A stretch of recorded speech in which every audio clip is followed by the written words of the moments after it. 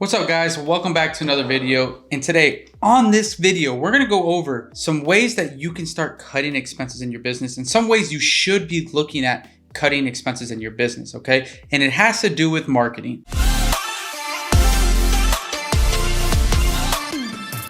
Now, getting into the video, I want to start by saying this. Marketing is the last thing you want to cut. Marketing people are those last two things you want to cut. But now it gets to a point like you got to cut marketing that isn't working. And it's very easy to be kind of like, lackadaisical with it, right? Because you might have had a marketing source that killed it from January to June, but since June, it hasn't really provided much return, if any, but you think it's a great marketing source. You think that it's doing great because of the numbers that you hit in June, from January to June. Now, here's the thing you got to look at. January to June, the market was much different. The economy is much better. You could sell deals for way more money, way easier, right? Now you're getting into the brick of stuff, right? Now you're getting the process of, hey, am I getting the same input as I was before, or the output? So I might have been putting $10,000 in SMS. It was getting me 10 contracts. Now I'm putting $10,000 in SMS and it's getting me one. I'm just giving examples, right? And you got to look at, is it a lead problem? Because if you're getting the same amount of leads, then it's not a marketing thing. You should look at the people and lead management. But if you're not getting the same amount of leads, you see the leads also went down 10%. Well, something's going on with that marketing source. And what I really want you guys to focus on is this. Look at the marketing return on investment, not just in the yearly time frame. Look on it in 6-month time frame. Look at it in 90-day time frame, and look at it in the last 60 days, right? Time frame. And so if you look in the last 90 days, the one I really like looking at is because the deals that I spent on 90 days ago should have been closing now. They should have already been closed and within 90 days from the days we got it under marketing we spent. It takes 90 days for a deal for us to get paid, right? From the day we market it to the day we get paid is around 90 days. And so if I'm looking at it that way, I'm looking at it and seeing, hey, what kind of return am I getting on the marketing spend I did 3 months ago, right? The marketing spend I did in August. What is that giving me now in November? Or what is that giving me in December potentially?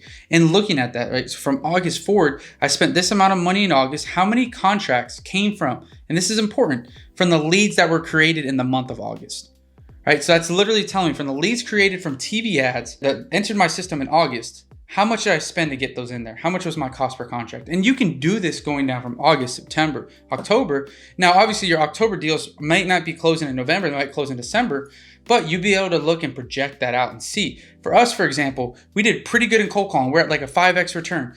But then as soon as June hit, since then, we haven't closed as many deals with them. Now you can look at, is it a dispo problem? Was it an acquisition management problem? What we saw was that we had the less amount of leads, fairly lot less amount of leads, and we try to fix it. We try to get numbers. We try to get a new system. But what we did know is that even the next 90 days from now, just based on our projections, we're not making money on any cold call deal, right? And what we figured out is that, look, if we need to use this money, this 10K, this 12K, whatever we're spending a month exactly in that marketing source, we could put it to SMS, we could put it to PPC and be making a way better return on investment there.